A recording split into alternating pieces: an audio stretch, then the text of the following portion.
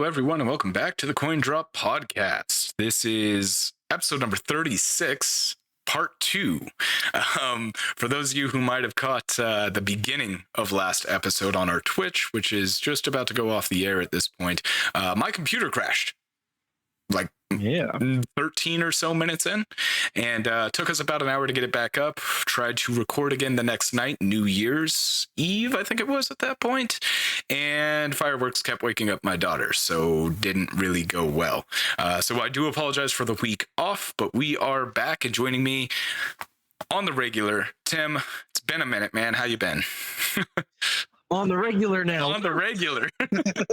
We're almost consistent. Almost. It's been a good week. Yeah, well, I mean, things happen, but in any case, it's been a pretty good week. I've been streaming a lot lately, and I'm going to try to do my best to keep up that tendency. I can't say schedule because it's not a schedule. Sure. And I mean, I've been playing lots of good games, and it's been a good week. It's been a good week for me. Nice. I am not playing a lot of games. I am currently working on a super top secret project that is taking all of the time that I used to use for video games to now do something else. So I've started a multi-year project that is basically going to take me away from video games for probably quite a while, unfortunately, but it's probably for the best. You hear that? You heard about it here 8 years in advance. Just stay tuned. Stay tuned for 8 years. Yeah, that seems like something. What a tease, bro. By the time they forget it'll finally happen, we'll be like, wait, what? Yeah. God. Anyway. Sorry, I had to. That was a random number pulled out of my ass, by the way, just so you know. Yeah, well, I mean, if I can deliver an under 5, I'll be happy. We'll see. Any rate, we've got some stuff tonight. There's been a little bit of news. Last episode was supposed to be kind of a year in review episode after we talked about Palia. It didn't happen that way, so we're going to touch on that a little bit tonight. But there has been some new news that's happened since last week that we're going to touch on. First of all, I think the first topic here we've got is that Xbox have they announced? How's that? Are they the ones saying that a game is... You talk about it. I'll let you lead this. All right, so to pick up where he left off is no, Microsoft did not make any sort of announcement. This is effectively a leak by a very well-known leaker, Nate the Hate. Long story short, in his most recent podcast episode, he basically said there's something coming to something other than the Xbox, which this doesn't sound terribly surprising to me. If you've listened to any of our previous episodes, you'll know that myself included, but Russ as well, has basically said the writing's on the wall. It's only a matter of time before Microsoft starts releasing their games elsewhere. And you can say they've been doing this for a while when you consider Minecraft and whatnot, but that doesn't really count because when they bought these companies, they were already releasing elsewhere. Right.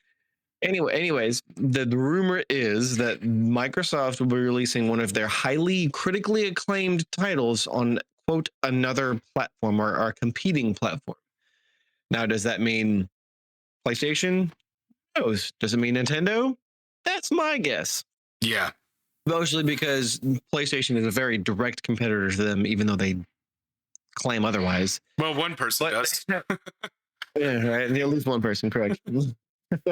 They claim they're no longer a competitor, but that's bullshit. Yeah. They've said otherwise in various other ways with in means we've talked about in the past. Right. But they also stated that this title specifically, that in the year it was released, which does sort of suggest that it wasn't this last year in 2023, but maybe it was. It says that in the year it was released, it was in conversation for Game of the Year. That's why I said critically acclaimed title that a lot of people were interested in looking forward to. So I started looking at titles that they've released in the past few years. And I could really only find one. Two. I could find two. And most people seem to agree with me. Hi-Fi Rush. Mm-hmm.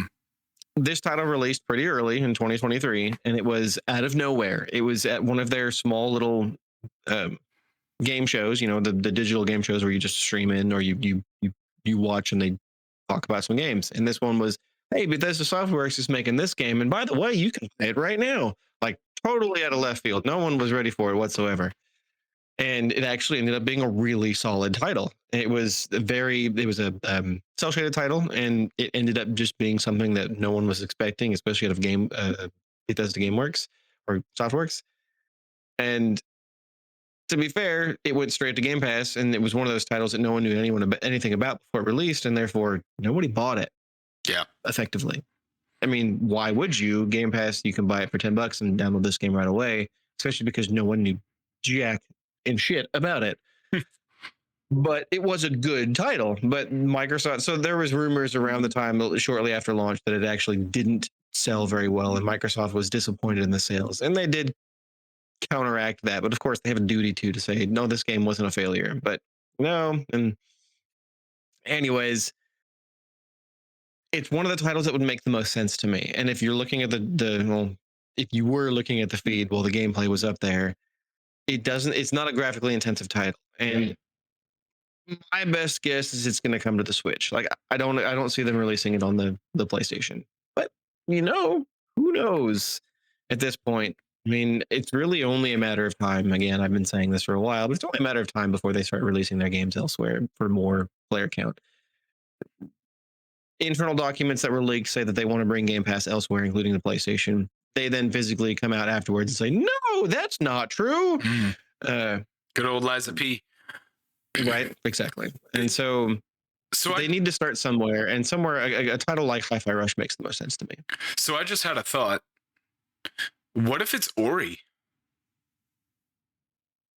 Ori's already released on Nintendo. Has it? Okay. I wasn't sure if it had or not. Okay.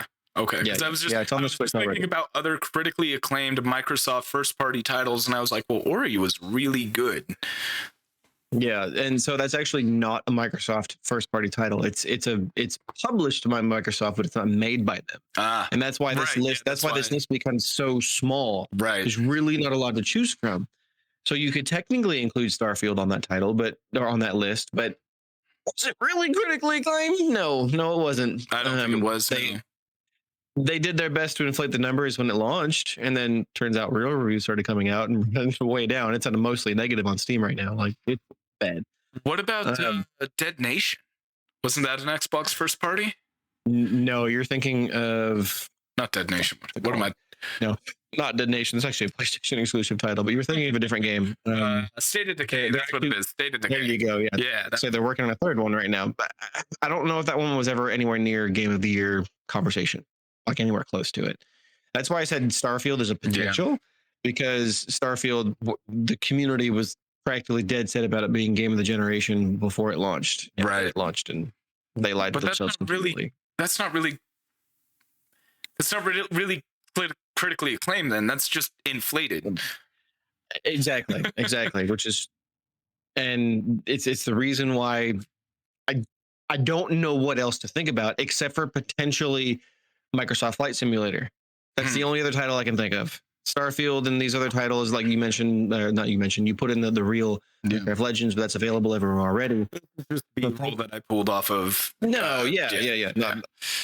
So Flight Simulator is the only other title I can potentially think of, and it is critically acclaimed. And people did talk about it being one of the best looking games ever, and this is Game of the Year quality, blah blah blah. And it did perform pretty well, so it is possible. It's also such a niche title that if they did release it on, say, PlayStation, that no one would really bat an eye. So it's not like Halo is coming to PlayStation, Before we get to Lethal's question here for you real quick, Tim, I do want to say, how fucking wild would it be if it was Halo Infinite? Like, just take a step back and think, like, for years, right? Like PS2, PS3 era, there were like talks of like how crazy it would be if Killzone went to Xbox, or how crazy it'd be if Halo came to PlayStation.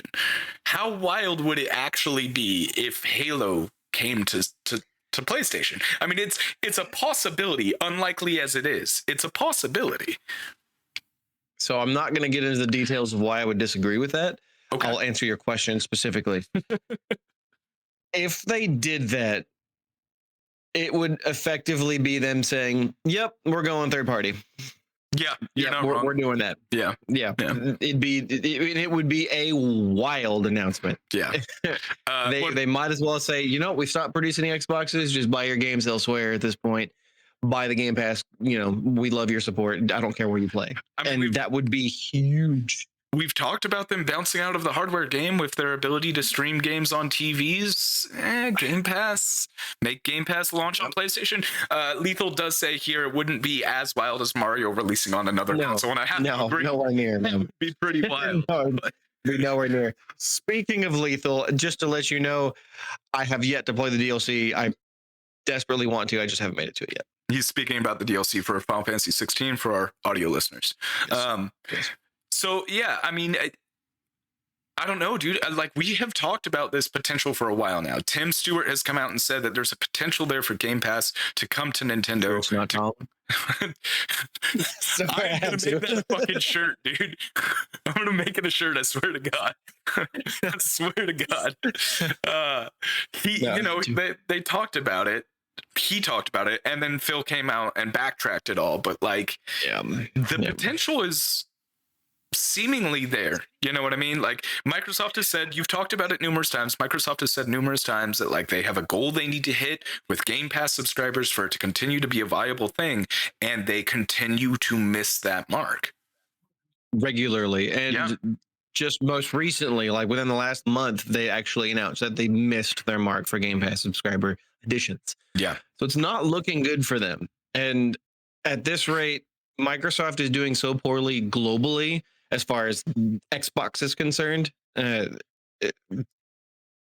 don't see any other path forward for them other than the Sega route, which really sucks. Like people who think that I might be a fanboy one way or another, like, I actually don't want them to jump out of this race because it causes their competition, Sony and Nintendo, to actually try. Yeah, I don't want them to get complacent, and I want Microsoft to be good because then we have three great competitors. But in any case, I mean, I even said this in a Twitter post or an X post recently. Someone said something to the effect of what's this title be? And more or less, I basically just said that the writing on the wall has been there for years at this point. That's so much so that it's a bright ass neon sign that you can feel the heat from. Like, they're going third party. It's just a matter of when. Yeah, and I just want to say, like, Tim is very accurate on most things. Like, it's kind of shocking. Just to put in an example, the comet that is passing by Earth, the green comet that's coming by Earth, that hasn't been seen in like 3,000 years or something like that. The morning 50,000. The morning that was announced, Tim posted on our Discord and said, "Man, marketing budgets are really getting out of control." And in my sleep-deprived brain, I went to Green Lantern, and he said, well, I was thinking more Final Fantasy Rebirth because it's right around the corner. Literally later that day, an article was written that said that the Square Enix was low-key jokingly taking credit for it as marketing. Yeah. And he's just like, I should just go work for them. I should join the marketing team. That's just one example of, like, I mean, Tim said it before, most of the hardware that gets announced is usually within $50 to $100 of accuracy. On the price released, and that goes back decades at this point. Like, if you talking, Tim, like, he analyzes these things on a level most people don't. And yeah, when he says the writing's there, he's not wrong. Anybody who's really paying attention, I'll plug it for you this time. Digital Foundry, I'm sure, has also mentioned it numerous times. I gotcha. I beat you. I beat you. It's one of those things that's like, if you really look at it, it's pretty clear that that's the way things are headed. Hopefully that doesn't happen. I mean, I don't need to beat a dead horse. We've said it. Yeah, we've said it a million times. Competition's good. If Microsoft goes away, it's bad. That's just the bottom line. But I mean, just look at everything that's happened since probably around the time they bought Minecraft. Yeah, they started buying major developers and or publishers to the point where if they remove everything from the competition, they not only look like douchebags, they literally hurt the industry. So there's only so far they can go taking games away from everybody else. Yeah. And at this rate, Game Pass has become such a focal point for them that if they don't make it available everywhere, which it seems like they're trying to do, I mean, hell, there's sort of sidetracking here, just a tiny little bit. Sony, there's even rumors Sony's going to start really releasing PlayStation Plus elsewhere on TVs and things of that sort. I mean, And so here's my thought my with that point is that go ahead. everything they're doing is pointing towards eventually they're going to become a third party option. Even if not necessarily a third party option, they're going to become available everywhere they possibly can, and that would include PlayStation, Nintendo, and everywhere else you can imagine. In my experience, streaming still isn't really there as good as it should be. And I've got really good internet. I work for a local ISP, so I've got the in. I've got just stupid level internet, and that's not a humble brag. It's just a statement. And I stream from my PC to my living room on a local network, pulling literally a gig up and a gig down. I still have issues streaming. Like, not frame rate wise, but the resolution scaling to keep frame rate up happens constantly.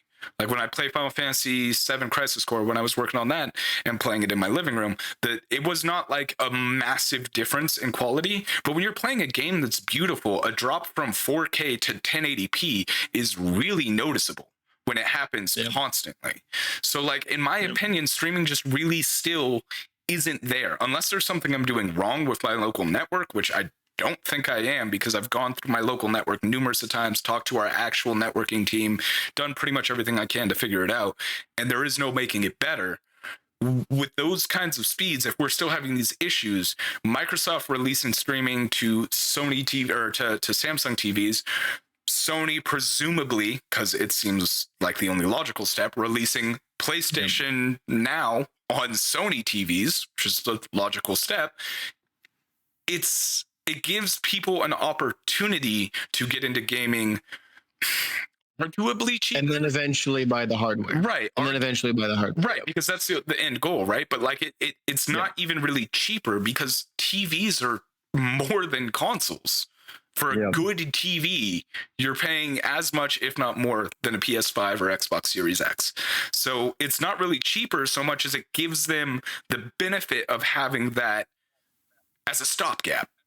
And I think Microsoft getting out of hardware would be a bad move, but ultimately, I mean, the only thing I'll say, which in this regard is in favor, or I guess rather, it makes it less likely for Microsoft to get out of the hardware game, which hopefully this is the case, is not everything they do is streaming. Game Pass isn't streaming. xCloud is. Right. So if they do bring everything to, or they bring xCloud to everything, then obviously that's much easier because it's streaming. But Game Pass, you actually download your titles. And so at that rate, if they were to bring Game Pass to PlayStation or whatever, they would have to make these games work on the PlayStation natively, as if you were to buy a physical copy and put it in your console. Sure. So that is a whole lot more work and a whole lot more money. So I hope this isn't their route towards streaming, because what not just what you just said, but personally, I don't like the idea. I much prefer to, I wish I could put my camera towards my games right now. 2,000 games on my wall right here. You're a physical collection guy, and yes. Good on you. I mean, I've given up on that. When we went to the PlayStation 4 generation, and it became clear to me that your disc was just an install disc, and you still had to download a massive portion of the game. I was like, what's the fucking point? For me personally, that was the thought process. Yeah. I get it. I totally get that, 100%. But it's my only consolation in going, well, maybe they won't go out of the hardware race, Yeah. Even if they're just like an option, and it's like neck and neck where Game Pass or xCloud and console is there. At the very least, they're not abandoning it completely. Yeah. And that's what I'm hoping for. I mean, the only way we're gonna know is see what happens next generation. It could be that this is their last generation, or we could be seeing the ends of their generation. Like they could be in their death throes where we don't see a whole lot more. Yeah, with the leak of a lot of their information, where they're not releasing an Xbox Pro or an Xbox Series X, whatever the fuck you'd call that thing. It's effectively a PlayStation. They've actually come out and said they're not releasing a mid-gen refresh. And PlayStation, while they haven't said no, all of the rumors, and then the cat's rumors, and then grandma's rumors, and then everything else says that the PlayStation 5 Pro is coming. It should be interesting. It'll be really it'll be really unique situation where only one of them comes out with a mid-gen refresh, which is really going to start showing the power of one console over another. Right. It's just going to make another essentially barrier for developers, and now they have to make this many versions instead of making a PS5 Pro and a Series whatever version, and then the downgraded versions. Essentially, there's going to be one best version, and it's clear, and there's literally no question about it. Yeah, so it'll be interesting to see what happens. As long as they don't call it the Xbox Series XXX, I think we're okay. Oh, they can put Cortana on the front. Hey man, naked pixel code lady. Yeah, hell yeah. That reminds me, when WoW was fresh, I was playing the game and someone shouted in the global chat that pixels are better than skin. Oh, that is the birth of weebs right there. Yes, it is. Jeez. Intro says lethal. You know what? I would buy it just for that. I would buy it just for that. My word. Oh my. That's too funny. Yeah. I don't know, man. Xbox is doing weird stuff. They have been for a while, and I think it's hitting them hard. And it's not really a whole lot more to say on that. They're making choices, and we'll see how it pans out. And in the words of Dodgeball, it's a bold move, Cotton. Let's see how it works out for him. Let's see how it works out. We've been saying that for a couple of years now, and so far it doesn't seem great. Yeah. In other news, there's some really, really exciting news in the world of VR for PC. The video on screen right now is of a God. What's this guy's name? I don't remember his name. I apologize to the creator of this mod. Prey Dog. That's it. Thank you. I missed it. Prey Dog is a modder who has somehow managed to basically mod any game that uses Unreal Engine to have like native support for VR. He's effectively made 11,000 video games VR capable overnight. Yes. Yep. Mm-hmm. If you have a VR headset for PC, you can pretty much play effectively any game you want to on VR now. As long as it runs on the Unreal Engine. Now, that's because Unreal Engine has native support for VR. Now, whether or not you're going to have touch controls or hand controls, that I don't know. But we're seeing a lot of like third-person views where you control the camera by looking and moving through the world, which is really fucking cool. Mm-hmm. It presents a really different take on thing. I'm really interested. I've seen some RoboCop gameplay.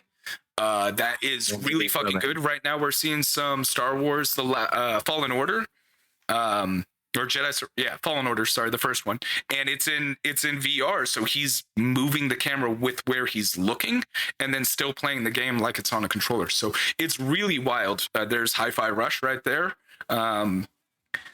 It's very cool, and it is probably one of the single coolest mods I've seen come to VR. I can't wait to play so many games in VR that were never intended to be in VR with like native support. Atomic Heart on screen now, that's another one that has full VR support. Most of the first person games, it seems like he's made it so that you have full hand controls.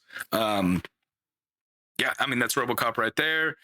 Just 11,000 games, and I think currently like 3,000 of them are tested and confirmed working, but like 500 games tested, but theoretically it's every game that runs on Unreal 4 and 5, I believe. So that's huge for PC gamers. Merry Christmas, I guess. From Prey Dog. Yeah, this released about a week ago, something along those lines, but yeah.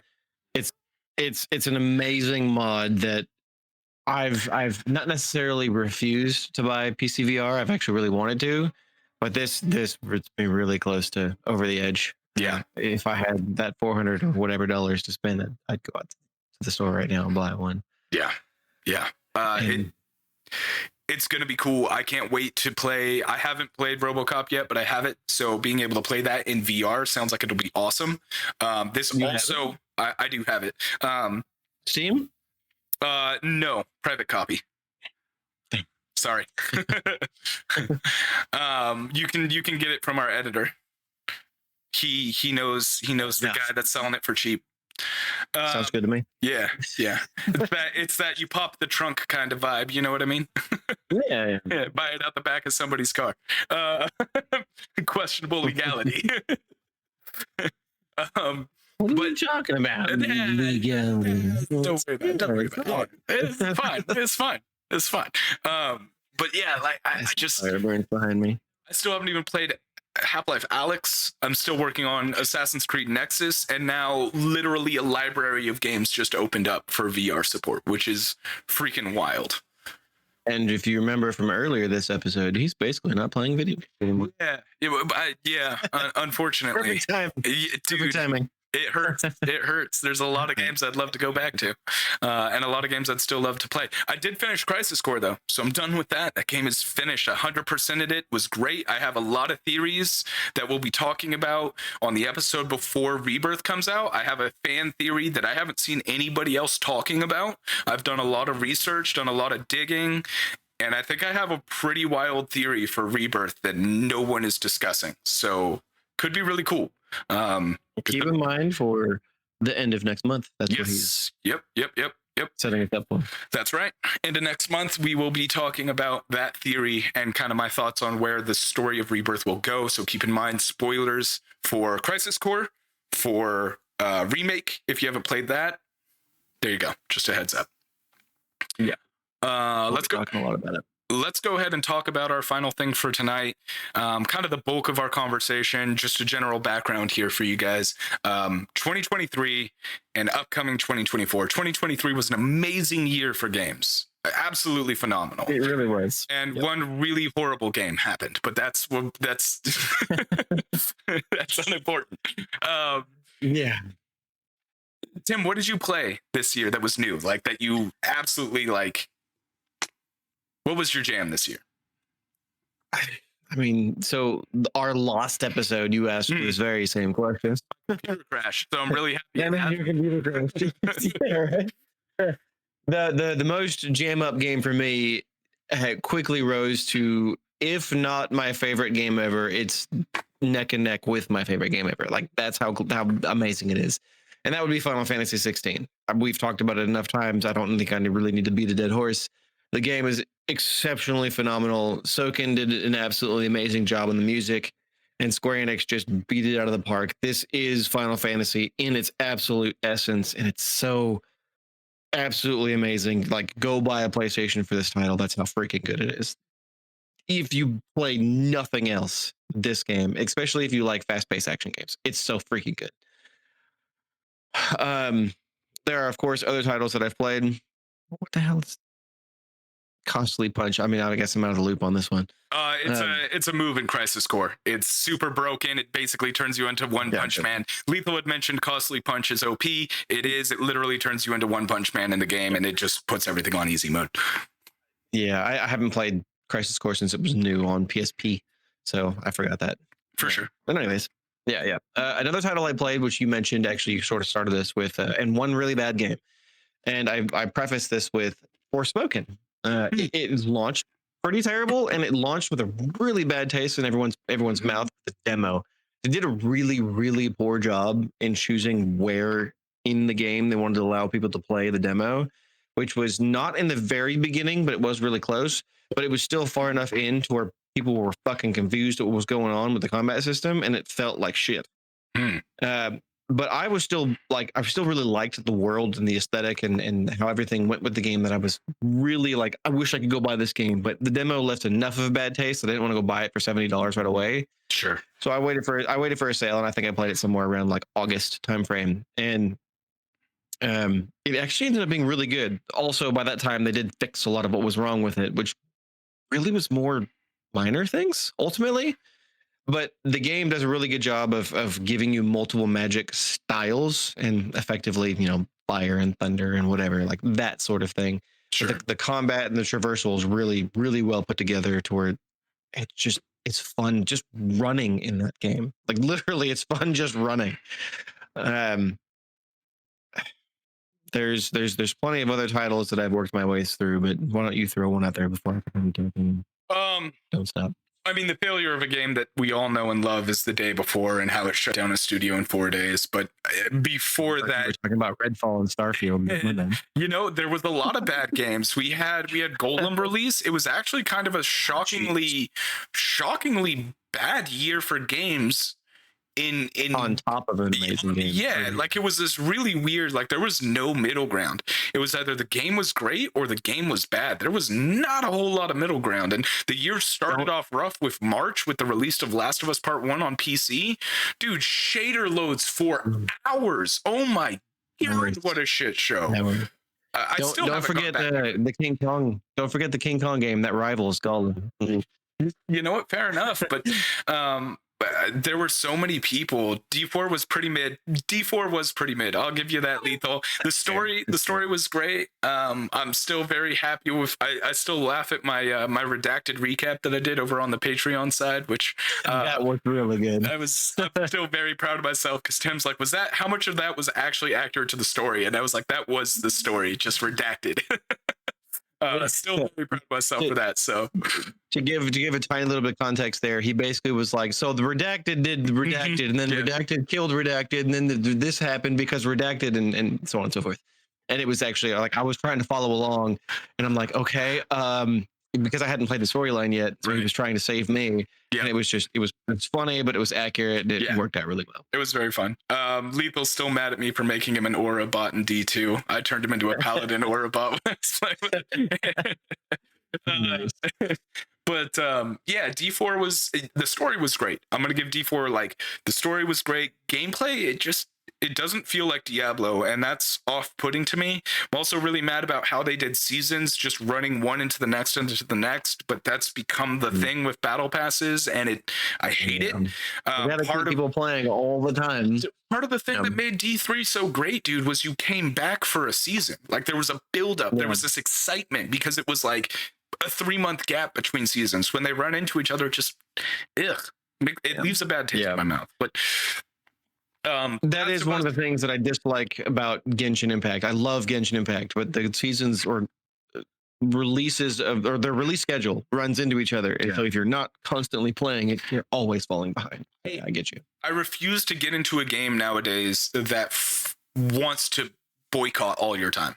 I just won't do it. If there is a game out there that is like, no, you need to play me all the time, I'm like, no, fuck you, I'm not interested. They gotta build the FOMO up. Dude, battle passes are simultaneously a great thing and horrible thing. It's all about implementation. It's just like microtransactions. It's all about implementation. And it's a damn shame the way they've been implemented. I hope we see changes in that system moving into 2024. I do want to shout out real quick before I jump back to you on your games. There's a game that came out. I don't remember if it came out last year or if it became, like, I met him at PAX. I met the developers at PAX. It's Blackout Protocol. It's a twin stick top-down roguelike shooter. It is incredibly difficult when you play alone, incredibly difficult when you play with a friend, but it is stupid amounts of fun. I think I played it for like 7 or 8 hours when I was at PAX, not like there, but like at my brother's place, where I was just on it trying to get through it. It's so fucking hard. I want to play it again. Highly recommend if you like twin stick shooters, if you like roguelikes. It's a lot of fun. It's very hard. I've heard good stuff about it, mostly from you, but I've heard good stuff about it, and it does make me want to play it. I think probably the other really big title I played this year was Hogwarts Legacy, and this is strange coming from me because I've basically always looked at Harry Potter and been like, bleh. Mostly because I prefer swords and sorcery, not just sorcery. Right. And that's what Harry Potter is. Yep. And Hogwarts Legacy was such a well put together video game by Avalanche Studios that made crap. The games escape me at the moment. Just Cause. They make the Just Cause games, and I really enjoyed the Just Cause games. But in any case, they really put their heart and soul into this game, and they did such a good job. They absolutely realized what is Harry Potter in such a really cool way, and it's just awesome. It's a very awesome game. If you have yet to play it, it's definitely worth looking into, even if you don't care for magic, simply because they realized Hogwarts and Harry Potter so well. Yeah, I've heard it was really great too. Our mutual friend Denzel, I remember playing. I don't remember what I was playing, but I remember chatting with him while he was playing it, and he was talking about how he was turning people into chicken and shit, and sounded like it was a lot of fun. But unfortunately, it's one I've skipped out on. I'll probably get to it at some point. It's not Just don't play the Switch version. It's god awful in all the ways. Just don't play that one, and you'll be good. Yeah. And Gnarly here asks if we've played Once Human. Fuck me, is that a throwback? Like that game had a troubled history, like 10 years plus the development cycle. But yeah, that game was fun. I enjoyed that one for sure. That one's still. I think you're thinking of a different game. Once Human is still in development. It's in closed beta right now. I'm thinking of Two Human. Yes, I'm thinking you of are. Two Human. Yeah, that's correct. Yep. Two Human was also a great game, but for different reasons, and it was also a shit game, but for different reasons. But I will say there's one game that I wish would have come out this year. I totally understand it not coming out this year. I totally understanding them pushing it back multiple times. Alone in the Dark. They released a free demo kind of prologue called Grace in the Dark, which is like maybe 10-15 minutes of gameplay, but it's a really good stress test to see how the game runs in theory. I played it on PC. It was interesting. I'm a big fan of like Lovecraftian horror. I love that shit. So I was very excited to see Alone in the Dark. The team is working with the original creator of Alone in the Dark. So they are working hard to recapture the beauty and mystique, I guess you could say, of the original game. But Grace in the Dark was really cool. They pushed it back. It was supposed to release in that window where April. Yeah, it was supposed to release in October though, if I remember correctly. But you had Spider-Man 2, you had Baldur's Gate 3. They realized there was bigger titles. They wanted a better slot. They pushed it back to I believe March, and then they've released an announcement. They pushed it back again, actually, I think. Or maybe they planned it for February and pushed it back to March. Anyways, they pushed it back and then released a statement saying, hey, we're going to push it back a little bit further just so that we can make sure the dev team doesn't have to do crunch through the holidays. And I 100% support that. Good call. Way to go on you. Can't wait to play the game, though. I hope someday I get a chance to play video games again. Right now, I'm not going to, but I am so looking forward to Alone in the Dark. It's not even funny. Yeah, it's if you don't know as well, I don't remember the actor's name, but the police officer from Stranger Things is actually playing the main character in the game. So it's got good talent. It's got very good talent. I want to say it's David Hayter, and I know that's wrong because I said that last time. Yep. David Hayter is Snake from the Metal Gear games. I know. I'm aware of that, but every time I want to say that's his name. What is his name? But yeah, it's fuck, what is his name? I gotta look this up. Tim, fill the void. I'm gonna look this up. It's gonna bug me. Yeah, I'm trying to look at other games I played. I know I played others. One of the ones that I will be talking about later in the episode in the Patreon exclusive side is Avatar: Frontiers of Pandora. David Harbour. There you go. David Harbour. I was going to talk about Avatar last episode, but shit happened. And so we're going to not talk about it this episode. I'll just tell you ahead of time that it surprised me, and I'll get more into it later. Yeah. So we'll be talking about Avatar over on the Patreon side. You can join our Patreon at patreon.com/coindroppod. $3 a month gets you access to early episodes as well as the additional topic, as well as us talking about upcoming games. We also have some other information over there. You get special perks and things like that. Check it out if you'd like. We'd appreciate the support. Absolutely. And I actually have an interesting idea that I have yet to run by everybody else, but I think it's something that people might like, and you'll hear more about it later. Ooh. So I want to talk more about games we're looking forward to next year. Obviously, Star Wars Outlaws looks amazing. I'm still not like I really hope you can change hairstyles in that game, because something about the main character's hair just bugs me. I don't know what it is. I don't know what it is. So I agree with you here. Bangs on females, there's something about them that I can't stand. Well, and this main character has bangs. I know, but that's my personal dislike with it. I just don't like bangs. And what's worse is my wife likes them, so I just have to deal with it. Yeah. But she loves me very much. She actually has extremely long hair right now, and that's because I like extremely long. So she. Anyways. Yeah, dude. Next year is actually rather stacked. I was Fuck, looking dude. through the list so we talked about 2023 being good. 2024, the first 3 months alone are stacked. Let alone the rest of the year. And I was looking through all of the games coming next year, all the way to confirmed, all the way to maybe, it might be delayed. And my list got so long that I probably spent like an hour and a half just staring at everything. But for me, I think probably the most exciting title that's coming is not necessarily Final Fantasy VII Rebirth, and don't get me wrong, that's high up on my list. Same. But Rise of the Ronin. Like, Ghost of Tsushima was so fucking good that I still constantly talk about it. And if you put it up there on, like, if I were to put it up behind me right now, it rivals so many of the best looking games still. It rivals Tenchu for me. It rivals Tenchu. Yeah. And to make matters worse for myself, is I was a gigantic Dragon's Dogma fan, and I couldn't stop telling people to buy that game. The exact same day Dragon's Dogma 2 launches. And I'm like, fuck. Yep. So I'm gonna, if we're talking most anticipated games for 2024, I've got to throw it out there. Vampire the Masquerade Bloodlines 2. I am so ready for that game. It's a toss-up, dude. It's that or it's Stalker 2. Both of those titles are, I mean, that's like bringing back Tenchu to me. Like, those are huge fucking titles for me.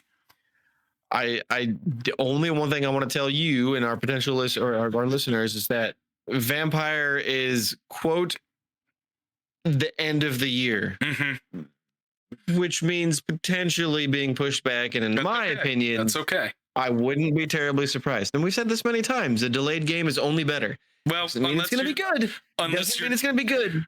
Unless you're Duke Nukem, but so that's a really good example. It doesn't mean it's going to be good. It means it's going to be better than it was before it launched. Sure. So at the very least, you're going to get something that's better. Gnarly's probably right here. Yeah. But yeah, no. So yeah, that game's got so much to live up to, and we actually talked about this probably like 8 or 9 months ago. They actually made the Vampire series IP. I mean, they made it open source essentially. So if you want to make a video game in the Vampire universe, you can. And there's actually quite a few games coming up because of that. Yeah. We'll see what that means for the actual official title, if anything. But yeah, I mean, they got a lot to live up to. We'll see. But between that and Stalker 2, I mean, it's such a great year for games, and I'm so mad that I've chosen now to take on the project I'm taking on. But it's something that I need to do. You know what I mean? Like, it's a necessity. Yeah. And I'm gonna have to figure out how to balance that with games, because, dude, even Prince of Persia, the new Prince of Persia, dude, when I played it at PAX, it was so good, fluid. That's actually the first big title to launch in the year, January 18th. By the way, one thing of note, which I actually wasn't expecting this, is especially because the Twitter conversation seems to be the opposite, even though clearly they're wrong, is there's actually a shit ton of exclusives coming out to both PlayStation and Nintendo, but extremely little on Xbox. And shocker, it's actually something I wasn't expecting, simply because of the amount of studios they bought. I'm not going to go over everything. There's a lot of really good titles coming out, but you mentioned 2024 being such a good year. I could name quite a few here, and I won't go through everything. Yeah. We've got the likes of Rebirth, we already mentioned. We've got Alone in the Dark, Dragon's Dogma. There's a new Princess Peach game coming out. Peach, Showtime. Correct. And that one's essentially a sequel to a regular DS game. And I said this in a previous episode. It was a super awesome game. This one is just significantly expanded. Yeah, looks great. There's that new South Park game coming out. There's Demon Slayer is getting a, get this, Mario Party type game for the Nintendo Switch. That's okay. Happening. Okay. Sure. Why not? Yeah, right. I mentioned this 2 episodes ago, I think. The Lost Legends of Redfall. We've got Tekken 8. We've got Like a Dragon. There's so much. There's and then there's not all the games that are unconfirmed for 2024 as well. Like you mentioned, Stalker, Star Wars Outlaws, Hellblade 2, not Hellblade 2. Hellblade 2 is no, that is unconfirmed for 2024. There's just, it's going to be such an awesome year that going over everything wouldn't take too long. One big thing that's something I never expected was Final Fantasy 14 is coming to Xbox at some point. That'll be this cool year as well. I'm not mad about that at all. No, absolutely not. The more people, the better. 100%.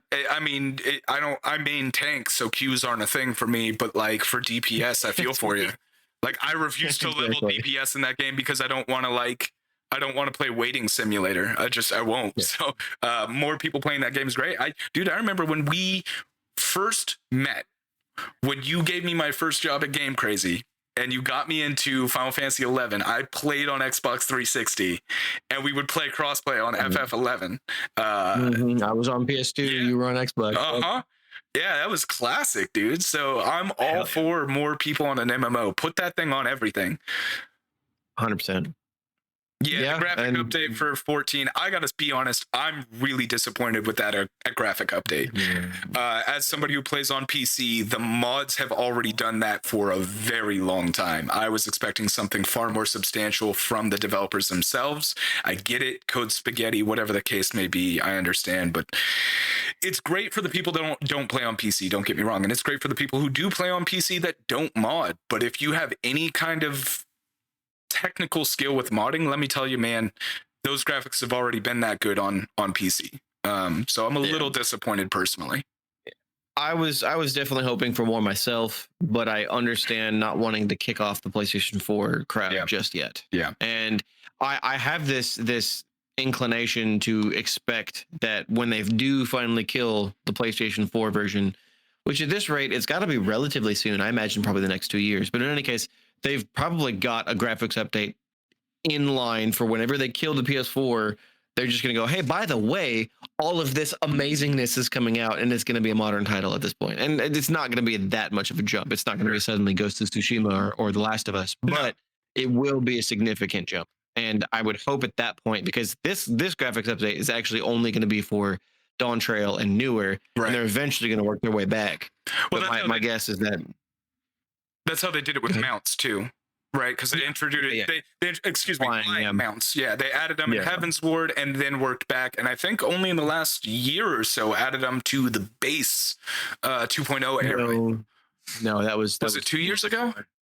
Something like that. It's been a couple. It was a while. Anyway. But yeah, like they started with Heavensward. You had to get like the ability to actually fly, and then it became a thing throughout, further on expansions, and then they came back because it's code spaghetti. 2.0 is code spaghetti, and I really, again, dude, I gotta say this. I asked this question before, but we've got a bigger audience now, so I kind of want to ask it again. If shelving 2.0. If starting Final Fantasy 14 started at Heavensward and they shelved 2.0 so that they could completely upgrade the graphics engine, would that make you mad? Because to me, I'm like, 2.0 is irrelevant to the story at this point. I'm only in Stormblood and 2.0 is irrelevant. They could make all of that a cutscene, get rid of the code spaghetti, and like completely graphically update the game. Yeah, the only thing that 2.0 does, the only thing that 2.0 does at this point is introduce you to characters that you said can easily be done in a cutscene. Yeah, like give a 20 to 30 minute long cutscene that explains all the things that happen, and then just nuke it. I mean, arguably they do that at the beginning of Heavensward and end of 2.0. Right? Exactly. So it would be the only time that I would endorse the Bungie model of fuck your old content if you paid for. It's not necessary. Yeah. As hard as it is for me to say that, because I'm not only paid for it, but it has a special place in my heart because of how much I've been playing this game. Sure. It would be so much better in the long run for a lot of people. Yeah, I agree. I think it's the right way to go to grow the game forward from there. But that's just my thought. I don't think they ever will. I think the game could only really benefit from it, though, even if it pissed off the fans. I think it gives a lot more creative freedom in how they do things moving forward. But that's my thought. Dude, I gotta be honest, Helldivers 2 is on my list as well. I really want that game. I'm in their Discord. I see their little like their propaganda videos pop up on their Discord all the time, which are just hilarious. And I want them. There's one little video they do where it's like the alien or the infestation bugs want to kill you and your family. The only way to stop them, a strong economy. It's so like 1960s propaganda. I love it. Yeah, it's the game just looks great too outside of their propaganda videos, and it's really sad that I might have to play it by myself. But maybe Gnarly or someone else will join me in on this. Sure. It's going to be available on PC and will be cross-platform. I think the last propaganda video I saw was General somebody's like hot tips for recruits or something like that, and it was talking about like not hot reloading and dumping a fucking full mag or whatever. Is so good. He's just like all those bullets wasted when you could have just dumped them into the skull of an alien bastard, like just some stupid shit like that. It's so good. Fuck, dude, that game's gonna be great. It really will be. At least I hope it will be. Yeah. And it's a testament to where PlayStation's mind is too, that sure, not everything launches on PlayStation and PC at the same time, but that game will. And it goes to show you that they're willing to do so. Yeah. Well, I think we're about ready to wrap this up. Tim, any final thoughts before we head over to our Patreon side? Man, 2023 was such a hard year in the sense of I want to play this game and can't. That I'm really wondering how I'm going to make it through 2024. I'm streaming a lot now, so definitely come and check me out. I'm on YouTube/CoinDrop Games, and I've been streaming pretty much everything I play these days. So come and join me, play games with me, listen to chat, talk, whatever. Yep, come check out our Discord, hang out with us. We chat there all the time. Always share interesting content that we might share interesting content there. Generally, we share it in our private channels. I try not to blow up the general chat with a ton of news, but if that's your thing, come check it out, hang out with us, chat with us. Unfortunately, my offer for a free copy of Anthem was not taken up, and it's probably a good thing because it took me digging into it to find out that EA does not let you purchase gift games, which is absolutely retarded. So I'm glad nobody came to me and asked for that, because I wouldn't have been able to deliver. Thanks again for everybody joining us. We're going to head over to our Patreon side, and we will see you next time.